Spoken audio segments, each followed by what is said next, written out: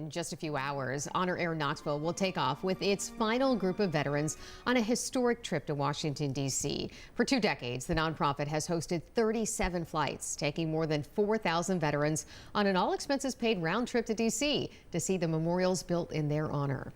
The mission started back in 2007, taking veterans from World War II to the Capitol. Those trips later expanded to include service members from the wars in Korea and Vietnam. Steve Kramer is a Vietnam veteran helicopter pilot and will be one of the people on board today's final flight. He says being welcomed back is an important experience for him and for everyone who has served alongside him. It's fantastic that finally the folks, the Vietnam veterans, whether you be a volunteer or a draftee, are coming back and finally getting the welcome that we didn't get then. I can finally say, hey, I'm home. And show that not their appreciation to me, but my appreciation to them for saying welcome home, and thank you to HonorAir.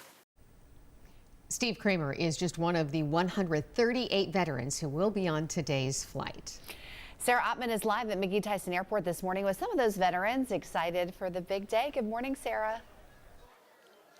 Good morning. Yeah, this baggage claim area at McGee Tyson Airport is filled now with veterans. Super excited to be visiting Washington, D.C. on this last HonorAir flight, Flight 38. I'm joined by Eddie Manis, the founder of HonorAir. Looking back over the past almost 20 years, what are you most proud of about HonorAir? I think maybe the memories that we've made and the impact that it's had on the lives of not only the veterans, but the veterans' families as well.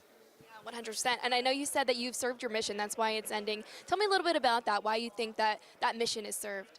Well, after every flight, I mean, when we originally started, we thought we would do World War II, and we didn't realize we would do anything else. And now, after 38 flights, we've served World War II, Korea, and Vietnam, and our numbers started getting lower and lower. And when we made the cutoff for this last flight, we had 45 veterans that had made application with boots on the ground, and we were able to accommodate every one of those remaining 45 veterans. So I think it's just, just perfect timing, and our entire team feels like we've accomplished our mission.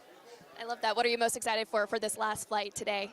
We're going to try to make this flight just like every other flight, business as usual, and not focus on it being the last flight, because we want these veterans on Flight 38 to feel just as special as Flight 25 or Flight 2 or Flight 5. So, but we'll celebrate the accomplishment later on, but today will be business as usual.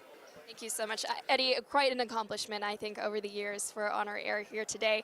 Well, that flight takes off in just a little bit about around 8 a.m. They'll be heading out to D.C., and they'll be returning here to McGee Tyson Airport at around 7:40 p.m. So if you want to welcome them home, give them a smile, a hug, a wave, and let them know how much you appreciate their service. I know these veterans would appreciate it. I'll send it back to you in the studio for now. Well, certainly we hope lots of folks turn out this evening. Yes. It's the final one. We want to have a great showing. That's Thank you, right. Sarah. We need a big celebration. Yeah. Well.